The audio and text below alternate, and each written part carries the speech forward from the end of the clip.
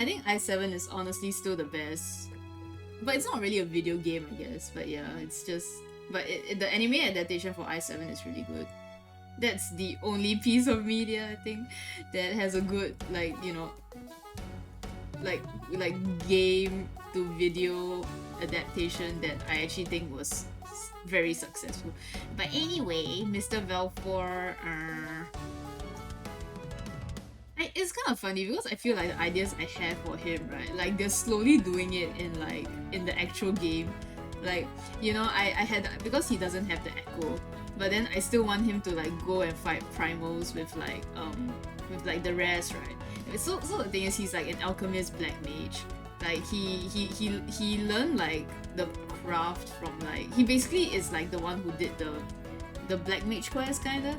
Well, I mean, not really the full of the black mage quest, but he kind of became a black mage, and then he but the thing is like, because he's from, like, his family makes pomanders and stuff, right? Because they were originally from what's that place, Gelmora?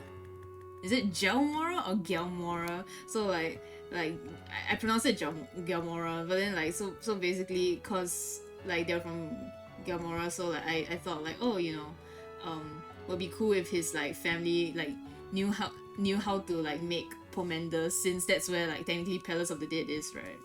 So like they kind of found success in Uda because they were selling those pomanders in the market and shit. And then like, so he took up alchemy because it's like similar to pomander making, and he thought like, oh, you know, maybe I can like help my mom and dad and stuff, like do this pomander business. And then looking from work about 4 low stream and stuck at work. Thank you, Frosty, and thank you for the 8 months. Thank you so much. Wow, it's been 8 months. But yeah, it's fine, you can always watch the VOD, there's always the VOD. But yeah, so like he took up alchemy to like hopefully help make his like parents' business better, which is like it wasn't going bad, but you know, he's just like, you know, he's a good boy, right? He loves his parents, so he like basically joined the frontistery and stuff, and then he got his skills from there, and then he kind of like likes the arcane arts, and then he was like, oh, you know, everyone sees like black mage, like thaumaturgy, as like this cursed art, but like, what if I can actually like help, what if I can like make it into something like cool, you know? So like the purpose of it is that he actually like tries and combines like black mage stuff with alchemy, and then he has this like own line of like work doing very minimal things as well, so it's really nice to listen through mobile. Thank you. But yeah, so like basically my thing for him was that like he's actually like combining like black mage stuff with alchemy, so he has this like his own line of like special medicine and special like potions and stuff that like really just enhances your effect, or like some of them have recovery abilities that has some side effects because, you know, like arcane arts and shit. But yeah, like that's his idea, and he basically like made the first kind of amulet that allows him to resist a primal's influence. But the thing is, his is like very like beta version, right? I came up with this at the in 5.4 or something, you know. So like he has this like I did it before Nidhana did it, like I'm kidding. Yeah, but like basically he made these like these amulets, but the thing is he could only make it work for himself because his was very like aether based. I'm just doing my dead stuff. I'm stuck doing labor. Oh no. Have a good like time at work. Yeah, so like it was kind of funny when like they did it and I woke up, I'm like shit. So like I was like, okay, like then I can write this as like they you know, like they had Valfor's help in it, you know, like Valfor like basically gave them his better version, and then they were able to make it like a lot faster because they had his version to work off from and stuff. And then but they made it better, right? Because now it can work with everyone's aether instead of just his. So like that's like the idea around him. Also like because he has this like he's kind of famous because of his potions and stuff and his knowledge of like the aether shit. So I actually thought that like like how I got him into how I like put him into the rest of the with the rest is that like, oh, you know, he um like Krill asked for Krill knows about him, and so she asked for his help, like when the Scions went comatose, because she's like, I need another expert about this, and she's like, you know, I heard about this guy, like he will be like, maybe he can help. And like, and I think like Valfor was already like pretty successful, you know, before Shadowbringers, like around like mid Stormblood, he was already like pretty successful, and he thought like, oh yeah, like if my abilities can like be put to like other use, then like I'll join. And also because like he actually knows about Mr. Cyriac, right? He knows about Mr. Cyriac, and he kind of wants to see him again because he used to work for like Cyriac's brother. Like he met Cyriac's brother in school, in like the Udan school. So like he he kind of was interested in Sarah, and then he was like, wait, isn't she from like he was like, isn't Krill from like the, you know, where Sarah is? And then he was like, you know, if I can, he was like, if this also means that he has a chance to see Sarah again, then he was like, yeah, you know, like two birds with one stone, right? He gets to put his abilities to the test on this like very very weird sounding like dilemma, and he gets to see the love of his life again, maybe, question mark. Yeah, I mean, he did, it's so funny. But yeah, I like it when people incorporate in-game lore with their own lore and tandem with quest events, makes the characters feel more grounded in the world. It's one of, thank you, it's one of my favorite things to do. Like maybe, I mean, he does.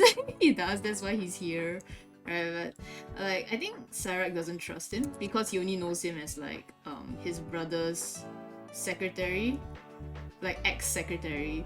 And like, you know, Cyrac was kicked out of his house. He was disowned by his family, and mostly because of his elder brother. So he's kind of wary. Is like, what is this guy doing here in the Rising Stones? Damn, like, did my brother send you to spy on me? And so it's like he was kind of like very distrustful, I guess. People write wholesale from imagination, but the former is my huge bias and preference. I feel like, for me, like, you know, because these characters were in like are in FF, right? So I like to tie them at least to the game's lore, because I feel like without the game canon, I would have nothing. So like I base a lot of my WoL lore on like game canon, kind of. Like when people, I feel like that's why I'm kind of a bit like I'm kind of a bit, well, what's the word for it? Like, I get very self-conscious about Leda because she is really like her entire thing is not super special. It's really just like the war as they go through the story. Like, she doesn't really have much like interesting backstory besides like, oh, she was kind of like abandoned at Swain or at like the Ruby Sea, and then like an Udan couple like picked her up, and then that's why she's in Horizon. And that's how she got to Uda when she wanted to become an adventurer, you know, because it's the closest city state. Like, it's just stuff like this to make sure, like, okay, why would there suddenly be an aura in like Uda, you know, right? But otherwise, like, her entire story is very closely tied to MSQ, so it's like I do get self-conscious a bit because people are like, oh yeah, my war has all this deep backstory about the Azim step and like stuff, and I'm just like, yeah, I that. Yeah. she's just in Horizon, and she just does MSQ. She just does MSQ, which I don't think it's a bad thing because it's just what I enjoy, right? You know, I like referencing MSQ, but it does make me feel like, oh, am I just I'm just a basic bitch, you know? I feel you on the game beating me to the punch. I got that a lot of this sauce. Oh my god. But yeah, I did change her lore a bit, like her origins, like after I played Endwalker, just so that I can squeeze Hermes in there, like, hey. But yeah, I think the thing about like making Warrior of Light lore is that also I don't want to like make too much, because like the game is still going, right? And even though like it's our character, ultimately like the game's the game is still like canon, right? The game is still like the canon that is consistent, that everyone knows about, right? So I feel like it always, like, I don't like personally when I write, I don't like to deviate too much from the game canon. So it's also why I get a bit more careful. Like, I will only like be like, okay, yeah, this is a confirmed part of the lore, when I know that like the writers will not change it anymore. But otherwise it's like, okay, like I still leave like room open for like any changes that suddenly come out in the story and shit. But yeah, I think there's also an elegance to keeping the simplicity as well, especially for the war as a character. Thank you, thank you. Yeah, as in for me, like I don't really judge. I feel like people can do whatever they want. It's just that you know there's always the anxiety. It's like, oh wow, everyone is doing such interesting things with the war, and I'm just like following MSQ. But yeah, but I don't like, at least for me, like I don't feel like Leda is like all powerful. Like my idea for her is that she's really just a simple girl, right? And I feel like if as much as I rag on him, if this man wasn't with her, like I think she wouldn't have lived past AR, because like she would be so like distraught by like the Praetorium stuff, and like I feel like Lahabria would actually like be able to kill her. So that's the thing. Yeah, I completely forgot that there was another claw here. Completely forgot. But yeah, then I think like because this other three were like add-ons to her, so like they have a bit they have a bit more like backstory just to set up like the character and why they're there, you know. And because because Leda is already like the war, like the most of what the canon in-game war is supposed to be. So like I felt I had to think a bit more to give them like their proper character and stuff. But yeah, I think it's so funny because like I think I've mentioned this before, but Yithra is like my cat boy. I kind of felt bad that Leda took Tancred away from Urianger, so I initially like wanted to make him like, oh, someone for Urianger, and then I think I had this like epiphany in the shower, and I wrote his like entire backstory like in one sitting, and then I wrote his personality also, and I was just like, Urianger's too good for him. He will be alone. Like, poor guy. But yeah, I think sometimes, you know, it just happens. Like you have an idea, but then like it just goes in a completely different direction, which is not a bad thing as well. I don't like deviating from canon too hard personally, so doing Unsunted AU is a huge departure with that. There's plenty of room with the silence and more potential for more members. The wall doesn't have to be the only one. Yeah. Yeah. Lately, I have been entertaining the dynamic of him and Graha though, just because like I feel like, oh, actually they could be, they could have something going on, but I'm not sure how serious I want to go with that. It's just like I'm just rotating it in my head like occasionally. Yeah, I think like out of all the lore, because like even if Cyrax has like a backstory, so to speak, his backstory only goes as far as ARR, because like he kind of joins like Leda like right before the Ifrit part of the MSQ, so like he's still very closely tied to MSQ, but he's like, he just spends a lot of the time in like the frontistery, right? But for Yithra, like he has a lot more. I think he has the most like developed backstory out of all four of them. So like when I was writing his draft, because like there was a point of time where I was actually like planning some war like war comics, which I still want to do them. It's just that I haven't had the energy to go back to the document. But like his one was the easiest to like write out. His one was the easiest to write out because it felt like everything was already there. The other two, I haven't like drafted Leda's one, but the other two, like it took a bit more time to like iron out the details. Like, oh, okay, do I want this here? Do I want this there? But his was just like really smooth. Like it was very the events were very like they were very easy to pick on. Yeah, they are all Chigin. One day though, like, I don't know because like when I wrote Cyrax one, it was already so long. Like So I don't know. I was just like, boy, I don't know if I'll even be able to draw this. So it's so daunting, you know. Because it's like if I want to make a lore comic about my wall, then like I want to do it the best, right? Which means I'm gonna take a lot of time, and I'm just like, do I wanna do that? Do I actually want to do that? But yeah, I think the only thing that I do deviate from canon is that instead of one shard on the source, there's 3 Azem shards on the source, but one of them is dead, like, you know, and then the other two is like these two, like my green children. That's the only thing that I deviate from the canon lore, because I think canon, they more or less like say that, oh, that like there can only be one per shard, like per world. But who knows? Who knows?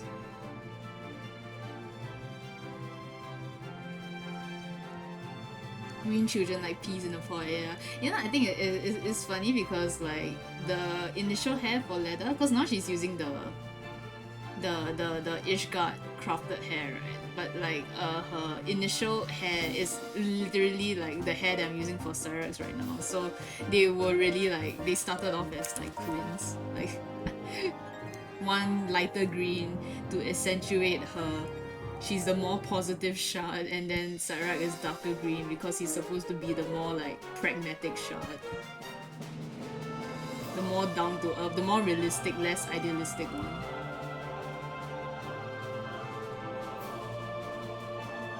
Yeah. My children. I think I'm a bit more. I'm a bit excited for like the current story, like the patches, because I feel like it has more to do with Syrax than with Leather. And like the thing is like, you know, I like Syrax has always felt like he's kind of like the sidekick, right? Who's actually a lot more capable than he lets on. So I'm just excited for like MSQ to give me more content that I can put Syrax in, so like I can like develop him a bit more, you know, and stuff. It's like I feel like Zero actually isn't that interested in Leather at all. She's more interested in Syrax, I feel like, just because this guy is like, you know, you seem very like, you don't seem like you'll be on to this like justice for the world kind of bullshit, but yet you've been doing it for so long. And she's just like why, you know, like you're almost as nonchalant about it as I am. So like what makes you care, you know, what makes you care and stuff. So yeah, you incorporate that kind of stuff into character design as well, really makes for personal touches. Okay, so I make it sound like I knew what I was doing when I picked the shades of green, but I don't. It's accidental actually. I just really like green. I just really like green.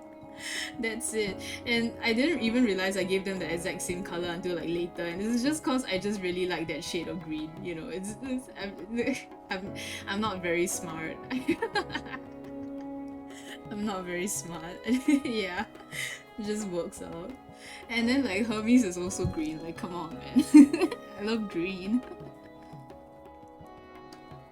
Zero, I feel like Zero, like, yeah, she follows Sarah around like a cat, and then Sarah is just like, this is so weird. Like, I'm not into women, ha ha ha. And then like, shut up, bitch. Like, he was nasty. But yeah, I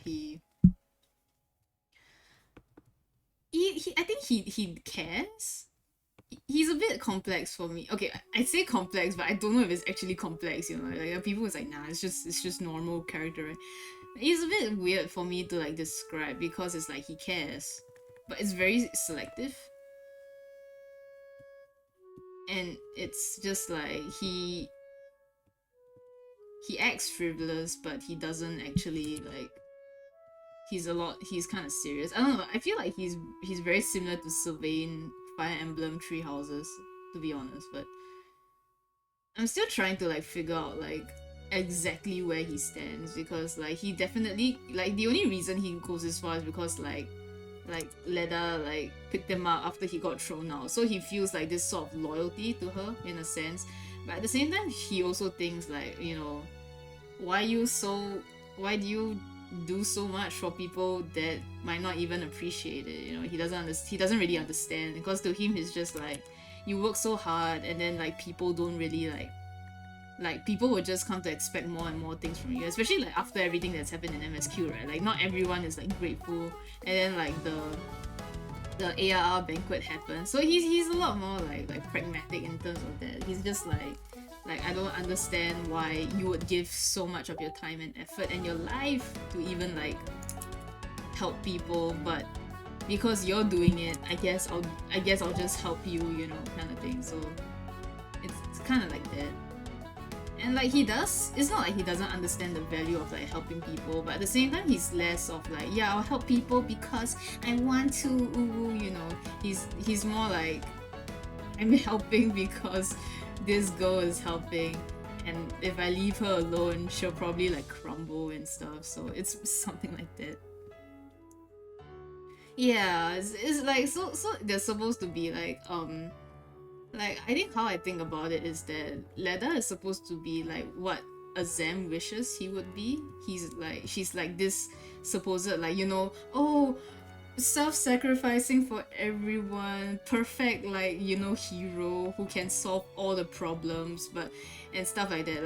Like that's how she was born. But Sarak is more like his regrets, I guess. It's just like, what the fuck am I doing any of this even? Like,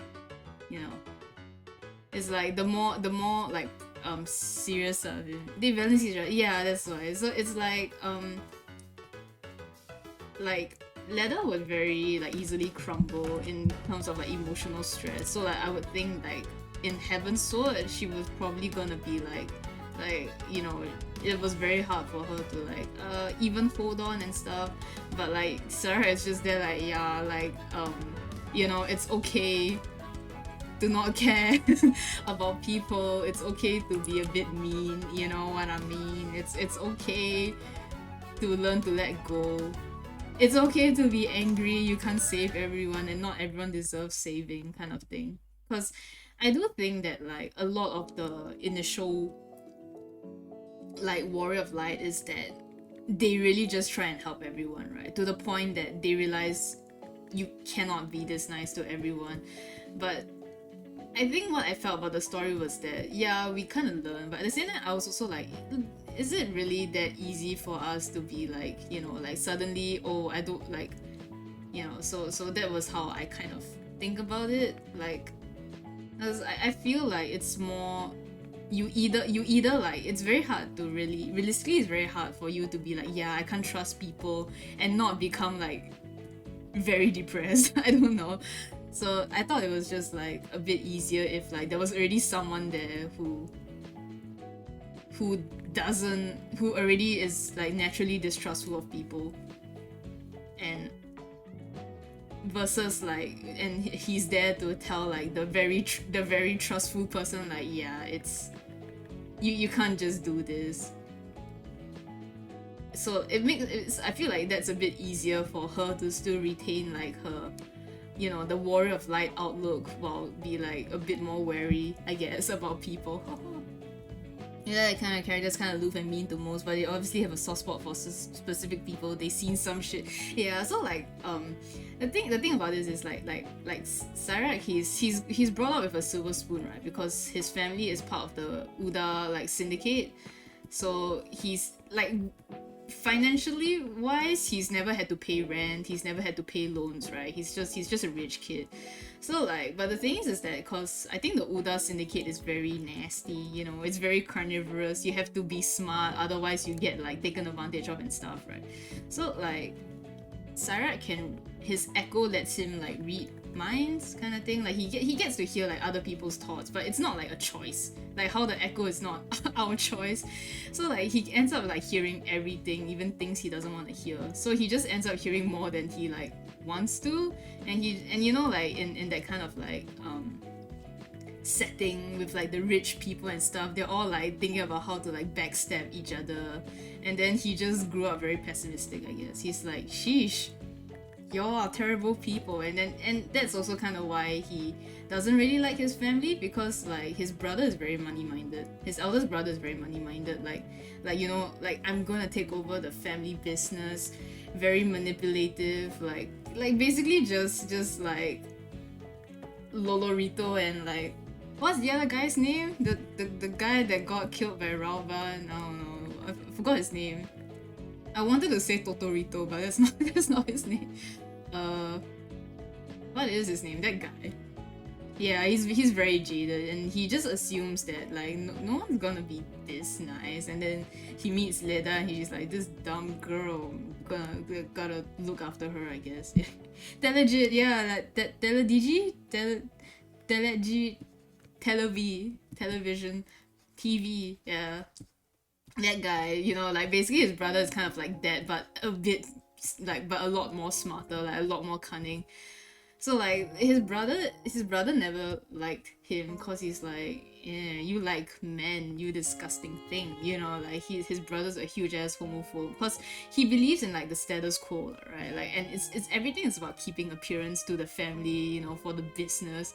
So it's like he doesn't mind kicking Sarek out if it means that the money, the dough will keep, the family name won't be ruined, kind of thing. So he's that kind of person. He's not a very nice person. So that's why, like, yeah, he's a terrible man.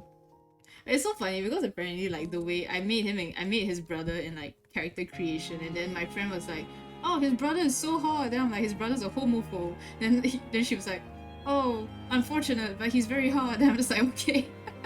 It's quite like my friend is very funny. But yeah, like it's also, I guess, like when I find it interesting that you said his thinking is very transactional, because as much as he doesn't want to be business minded, in the end, like, you know, it's kind of like a give and take kind of thing. Like he still wouldn't just like readily give himself up in that sense. But yeah, but I feel like he gets better as MSQ progresses, but at the same time, it's like I still really haven't figured out how much better he is, cause I still think like it's not easy for a naturally untrustworthy person to suddenly be trustworthy. So I think he's still wary. He's a bit softer, but he's still wary about it. It's how Uda breeds people. The city changes you. That way, so he doesn't fully realize that it's stuck to him more than he thinks. Yeah, and I think if you mention it to him, he gets really angry, cause he believes like he's better than his family. You know, he's like, what do you mean? I'm just like my brother. Fuck you. You know, it's just like, how dare you even suggest this? But yeah.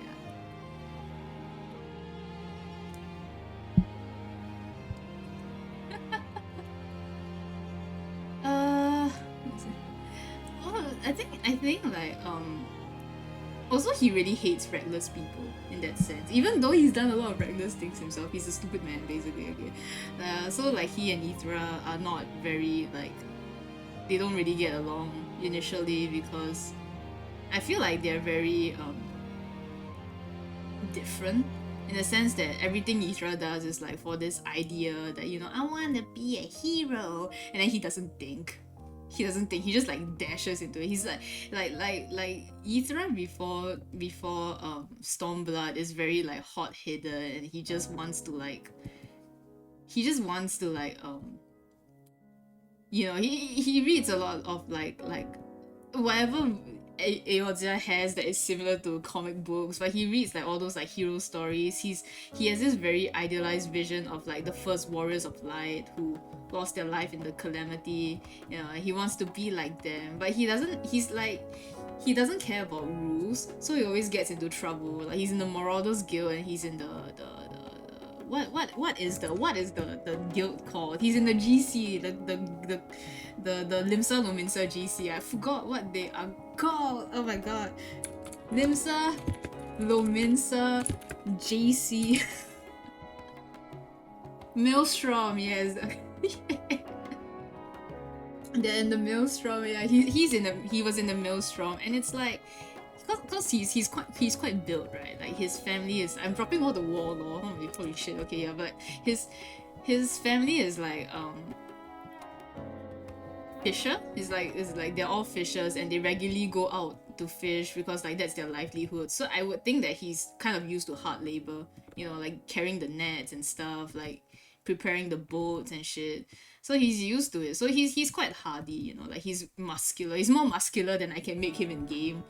So um he he's very like sturdy in the sense that he can take like a lot of punches and stuff. Very similar to Glass, shaking hands with you, making Jack Cat boys who idolize the walls from yeah. But yeah, so like he has this idealized version of like, damn, I really want to be a hero, and he thinks like, why do I have to watch out for rules and regulations when I'm gonna be hero? Like those heroes weren't bound by rules and regulations. So he always goes like, he rushes head first without thinking. He gets into like trouble a lot. And then so he actually meets like Sarak and Leda in like ARR when they're gonna fight Titan, and then he hears about like, oh, like Titan's awoken and like this group is gonna fight there, and then he's like, what?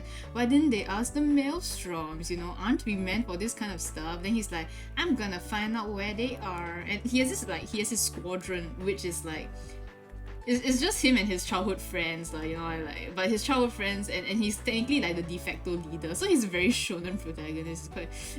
He's a stupid shonen protagonist where his friends goes like, this idiot, but he's an actual idiot. Yeah. Okay. No. He's not. He doesn't have the echo either. So like basically he doesn't have the echo. He's just a normal. He's just a normal like dumbass, right? And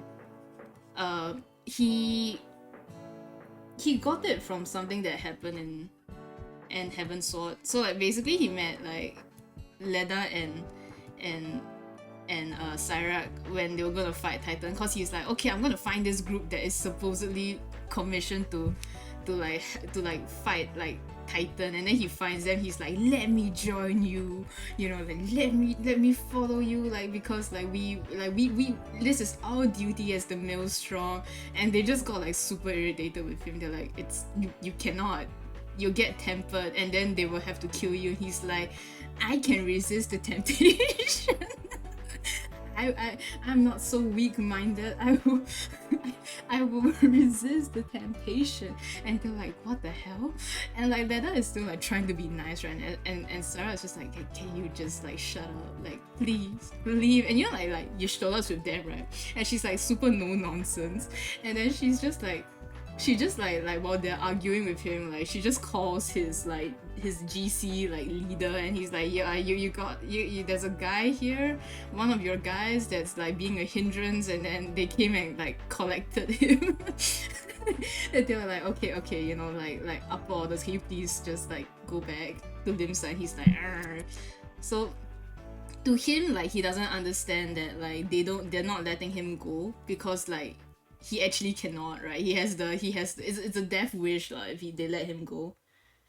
Yeah, and it's so funny because he's Yithra, so he's in the same tribe as Y'shtola. So like she's like extra irritated when like it comes to him, because he's just like, I'm pretty sure our tribe grandmas never raised you like that, you little shit. Like like how dare you be in the same tribe as me? This is like, she's like, leaves a bad taste in my mouth kind of thing. So, oh boy, there's oil in my eye. Hold on. Yeah, and then like, I think his friends were just like, you kind of deserve that because they already said that we aren't equipped to like fight this. Then Andrew woke up from his beauty nap. Yeah, then he tries again in like Leviathan. Like, because it's near to Ilport. Was it Ilport? Or the Morabi Dry Docks, one of them. But like it's like the Maelstrom were tantamount to the Leviathan mission, right? So they like basically his squad, because they needed all the manpower they can get. So his orders were actually to like just stand by at the docks to make sure that no civilian goes near. Yeah, Morabi. Yeah, right. Morabi. So like his orders were basically like, okay, stand at the docks and like just make sure like no one like no civilian there, right? Yeah, they did. Yeah, but I think they did like have like people stationed at Morabi dry docks just to make sure that no civilians like try to go in. And then he breaks orders. Like he not breaks orders, he disobeys orders, and then he he actually like manages to like go all the way to like the platform where Sarak and Ledali are, and then they actually had to fight him off. They actually had to like knock him off like the platform to and then he kind of got like grounded. He kind of got grounded for it, and then he basically just like harbors a lot of grudge against the two of them because to him he thinks that they're looking down on him. It's like, why don't they trust me? You know, why don't they trust me that I can do this? Why they think they're so good just because they're the warrior of light? Like, I can be a better warrior of light than they can. I mean, I'm making it sound dumb, but he's like actually like really bitter about it because he's just like, why is it not me? You know, kind of thing. Then he only really gets released like near middle of Heaven's Sword, and then you kind of see him again at like he's one of the people who gets like asked to help at the Shinryu at like where Papa Limo like lost his life, right? At Balsa's Wall. Yeah, Balsa's Wall. That's the place I was like thinking of. So he tries to do the same thing, but you know, like this time like Leda is like a bit less nice because of everything that happened in Heaven's Sword. And like it's kind of when like Shinryu just broke out again from Papa Limo's like cage. So like Papa Limo's already dead, right? Kind of thing. And then and then like he keeps trying to like no, Papa Limo's not dead yet, but he's still holding up the thing, which is like he might as well be he might as well be dead, you know. So dies. And then so wait, now that Sun is here, I can't say anything. Like, don't, no spoilers, go away. It's I'm also confused, like dies. I might go into Stormblood spoilers. Sun, go away. Sun, go away. I'm talking about my WoL lore, and there might be spoilers for Stormblood. Sun, go away. Mute me. Disappear. Bye. Oh yeah, like so like Leda is very angry that Ithra would want to pull this shit again, especially after she just lost Papa Limo. So she kind of snaps at him and stuff. And then I think he kind of got like, it was kind of a wake up call to him in a sense that like, dang, because she started talking about how like do you know how hard it is to save people, and you just want to add your dead body to the mix, kind of thing. You know, it's like you want to be a hero. Like, are you prepared to have to take all these sacrifices that you didn't ask for, kind of thing? You know, like she's just so angry. She's so tired. And she's like, you think it's all fun and games, but I've been hurt and stuff like that. So he's just like, but I think he's still kind of stubborn about it. So he still tries to go, but then he's like, he goes too near to Shinryu, like the place where Shinryu is, and then his friends kind of get tempered. Like so like I just think like, okay, because he's so stupid, right? But the stupidest people are also the luckiest people. So his like two of his friends, one of his friends got tempered, the other one got crushed by like the debris of stuff, of like everything that's happening. And then the last one, because like squadron is like, it's a light party, right? So it's 4 people, and then the last one kind of died, like saving him from the tempered friend. So then after that, like the guardians are still around, and then they find him in the rubble, and then like he got like taken away to like, cause they're like, oh hey, wow, this guy didn't get tempered, let's bring him back to our research facility, like it might be a interesting specimen. And so they kind of like experimented on him a lot. So he's like a traumatized little cat right now, cause he watched his friends die, got scolded by this gentle warrior of light, and and then after that, like he got experimented on and tortured, kind of. And like basically how he got the echo was that like he got the fake version, you know. He was one of the test subjects for like the what Xenos has. What is it called? Yeah, even Leda type this shit, yeah. What is it called? Oh my god, I have it in the resonant, yeah, the resonant eye. He has the resonant eye, but it's like a very better version. And like basically he kind of was near death because of the experiment. So they thought like, oh, another failed experiment. Yeah. Another failed experiment. So they kind of threw him out because they thought he was dead. But he's a lucky cat, so he kind of like barely survived. But like, I think okay, this one I might be wrong, but like basically I wrote that they threw him somewhere near like Boss Jar, and like he happened to be like the Boss Jar resistance people, they happened to find him. So then they kind of just like took him in. Okay, this one's a bit weird. Like I'm a bit stretching the timeline for this because I don't know how soon like people are where they are, right? But like Mikoto was already there with them, so she kind of healed him back to like health with the Bostra people. And then he only found so like his resonance is that he has the protection against like the primals and stuff. He gets the worst garden scientist. Yeah, that guy. And I'm pretty sure he was like near, like he was situated near like where the Bosjan Southern France were, like kind of near there. So like, you know, they was like, oh, this is a wasteland, just dump everything there. Like Bosja is dead anyway, Lamau. Yeah, so he does have protection against like primal influence, but he doesn't have the echo. Like he doesn't get visions and stuff. But if someone else with the echo has a vision near him, then he gets to see it as well. So like I think Fern called it Wi-Fi. He has echo Wi-Fi. Like he can't like get anything. Like he doesn't transmit himself, but like he is in the network. He's like the Bluetooth network and shit. So yeah, so like he only finds out that he has this thing because like Mikoto has one of her visions. And then he's like, damn, what the fuck? You know, but it actually like hurts him physically because he's still considered a failed experiment. So like he lives because of his hardiness and his luck, but otherwise he is a normal guy. Yeah, with now this like not very normal thing.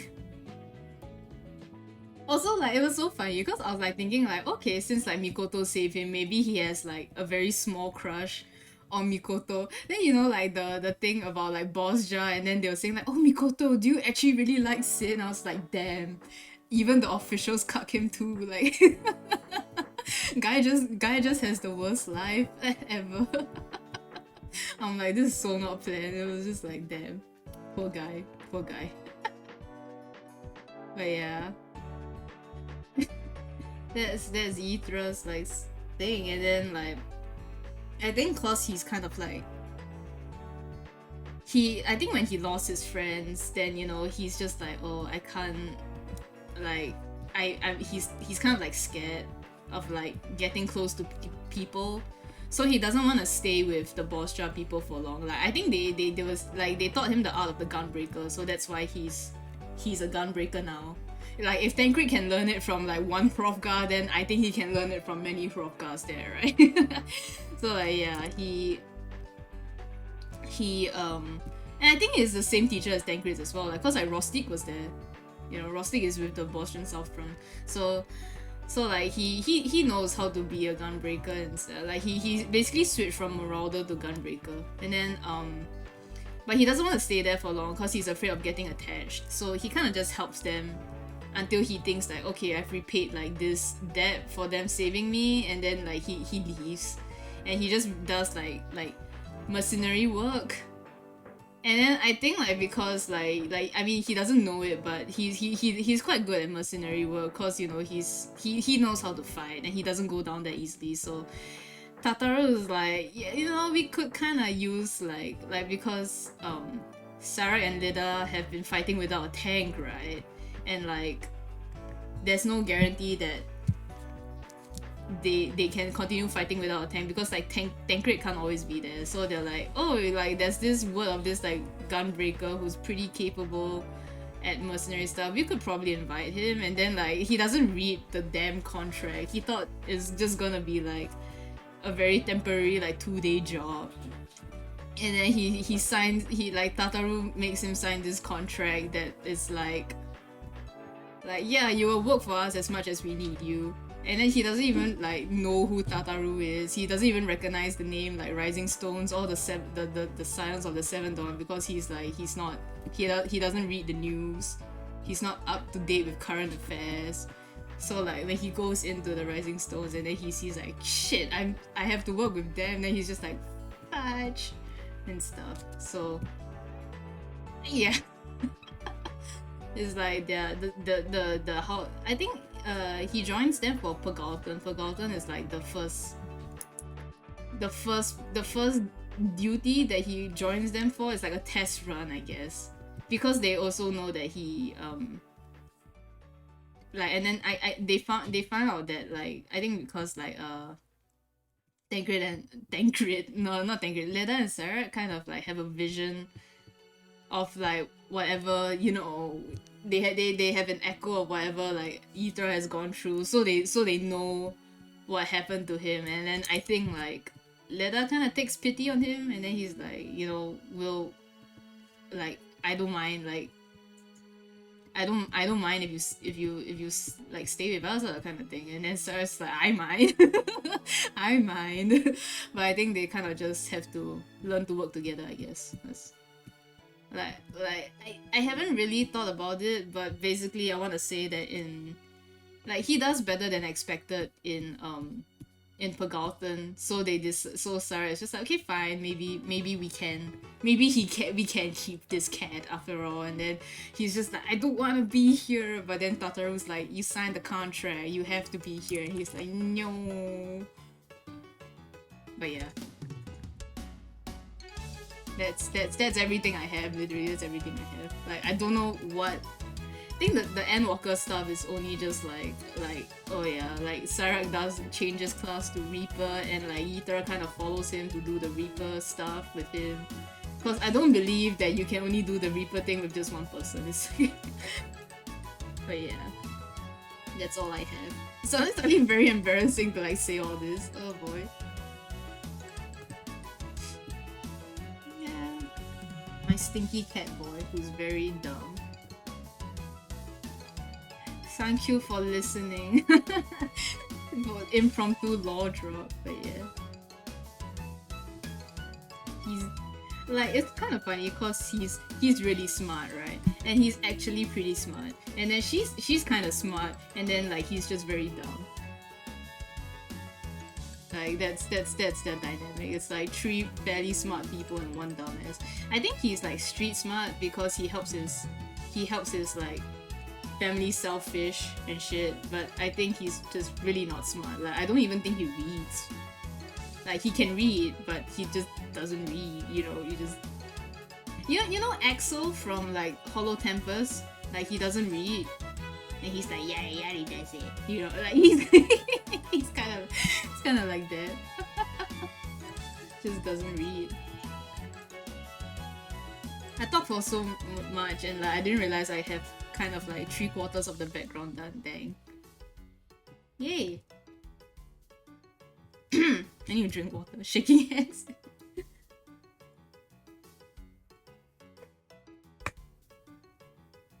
Illiterate cats, but yeah. It's so funny, right? Like, can you imagine this guy with Urianger? Like, he would be like, "The hell are you talking about?" half the time. Like, he's like, "I don't understand Urianger's speech." I think like whenever Urianger speaks, right, then he will just whisper to one of them like, "Can you tell me what he just said? I do not understand a single word." That's like the canon. Like he would just not be able to understand like he just doesn't understand a single word Urianger's says. So like I'm just like, yeah, Urianger's too good for him. Urianger's too good for him. He can't. There's no way. There's no way. But yeah, I think like he like after what happened in Stormblood and stuff, after he got experimented on, he's just like very angry. He's still stupid, but he's just like perpetually moody, and like cause he's seen a lot of shit. He's been through a lot of shit, and then like it's kind of funny because you know he's all like, "Ugh, I'm never getting close to people again," but he's a very easy guy, so he still forms like attachments and shit. He's just stupid basically. He's just a stupid, well-meaning cat who doesn't think. But yeah, it's like I bully him a lot because I'm just like, haha, you stupid man. You stupid man. And I like putting him in situations that are like, you know, that make fun of his misfortune because I'm a terrible person. Himbo, yeah, he's very himbo energy. He tries to be all edgy. It's like, I will never get close to people ever again. And then he's like, oops, I got close to people again. Like, he says he doesn't wanna get close to people in Bostia, but he ends up like being very attached to them, and he's just very, and that's why he left, because not because he doesn't want to get attached to them, but because he actually already did, and he's just like, I can't be here, I can't be here. Also, like, I have this thing like you know, like, what if he actually met like Dabor in the research facility, and then like he was one of the people who tried to escape with Dabor, and then they failed, and then like when he does like cause like when he does hear of like Bosja from Leda and Cyrac, and then they tell him that, oh, Dabor is dead, and he just gets so upset, like, it's so yummy. Oh god, I love torturing him so much. Oh yes. Torture. But yeah, he's just a tiny little thing. Yeah. I think he gets like extremely upset. Sad cat, yeah. So like the thing about like Graha was because I feel like Yitra kind of just doesn't really see a lot of worth in himself anymore, because he's just like, dang, you know, my friends are dead, and I'm too much of a coward to even set foot in Limsa again, because it's like, how am I gonna face my family? How am I gonna face like their families, you know? Like, I think his family thinks he's dead. Like, he died at Balsal's War as well, so he doesn't want to go back because he doesn't want to face the shame that he actually survived, and he just, you know, like, the longer you refuse to go back, the longer it's like the harder it is to actually go back. So he just never sets foot in Limsa again and stuff. I still don't think he would set foot in Limsa even after Endwalker. Like, it's just very scary for him. I think he needs more time. Yeah, it's like Urianger and Moonbreeder's parents, I guess. You know. And maybe one day in April, yeah, when I feel like MSQ has given him something that can help him prove that, you know, it's alright to go back, but for now, like, I don't think he's at the point where he can go back, even though he saved the world and shit with Leda. But yeah, I think like I feel like Graha is the kind of person who is able to see the good in people. So I keep thinking about like, oh, maybe Graha would like, you know, help him get his pet back. I don't know. But I do think Graha is easily like, you know, you're amazing. Like, oh no, you're amazing. No, what the fuck, you're amazing, you know, kind of thing. So I feel like he would, like, it could be possible, you know, the dynamic. And then Yitra is just like, he was not there for Shadowbringers, right? So he doesn't actually know, he was not like presently there for what Graha did, but he kind of knows from all the stories that, like, he got a recap basically of what Graha has done. So he just sees him like, oh, isn't this guy like a big deal? I don't know. And then, you know, like, Endwalker, like, he's just like, yeah, this guy is kind of a big deal, right? Like, why is he like, why does he think I'm cool? Like, it's so weird. This weird ass cat, you know? Yeah, optimistic little shit. That's such a nice way to put it, actually. Yeah, so he's just, that is a nice way to describe Graha. So I would think that, like, the two of them is kind of possible, but like at the same time, it's like I don't really know if I want it to be romantic. I'm just entertaining the idea of their dynamic, you know. That's like, for me, like, I like shipping, right? I like shipping. Like one thing that gets me interested in a series is if like there's a ship I can kind of latch onto So shipping is quite tantamount to me. So like, but the thing is also like I don't like just being like yeah like they're in love just cause I can, right? Like if the dynamic doesn't work out, then like it just doesn't work out. So I'm just like rotating them in my head. I think that's not enough right now for me to really say anything, but I just think like it's possible. It could be possible. It could be. It happens. It happens. Also gonna be organic. Yeah, exactly. Yeah. So like for Sarah and Valfor, they're the end game for each other, right? Like that has been decided. Like that's been decided. But the thing is like they're not really together yet because I feel like Valfor is not the kind of person who's just like, oh yeah, I love this guy. I gotta chase after him to the ends of the earth. Like I gotta make him mine. He's just like, yeah, I mean, I like him, but I don't know, man.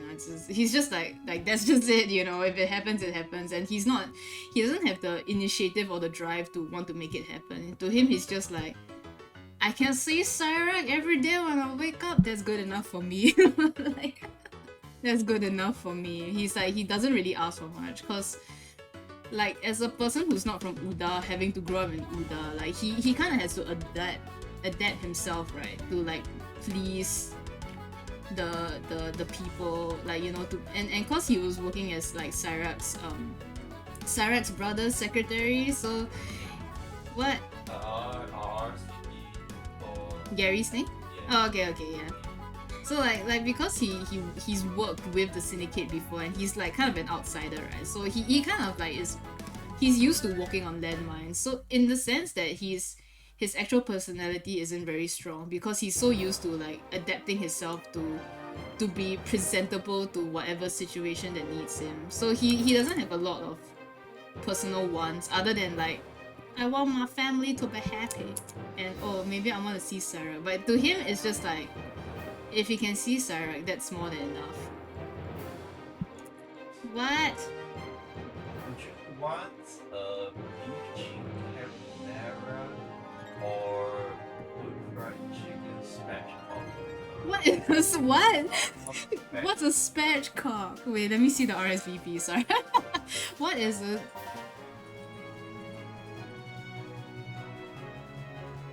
Oh, they're using Joy too. Oh my gosh. Yeah. They're using Joy too. Wait, let me see. Oh, spatchcock is just a whole chicken is like spatchcock. Oh, I kind of want to try that though. But there's only one, right? We can only choose. One.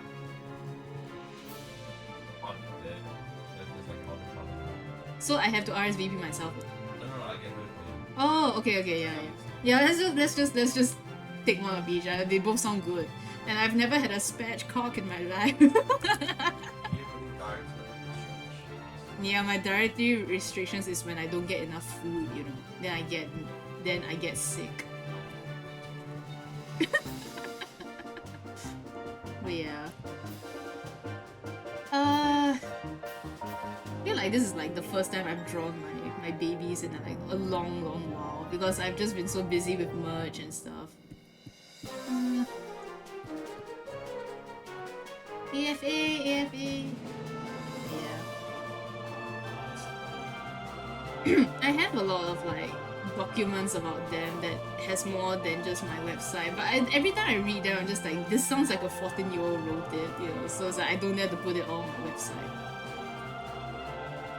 But one day I will release the lore in tangible form that's not a vault, I guess. Like one day I really do want to like draw the comic.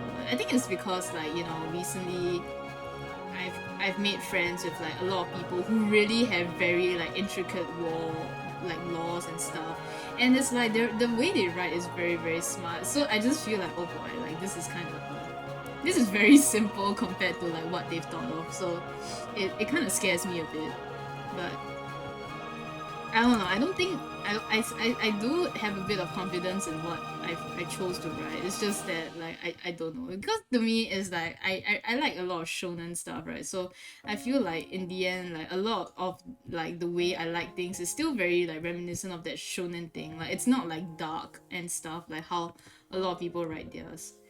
And you know, it's always that fear, right? That, oh, if it's not dark, if it's too happy, then it's not as deep. Which I don't think is true, but you know, anxiety. It's mine and it brings me. Yeah, it's true. It's just anxiety. Like, you know, it's just anxiety speaking. Dark isn't always mature. Yeah, it's true. It's true. Look at what happened with Whirlwind. Okay, I'm sorry.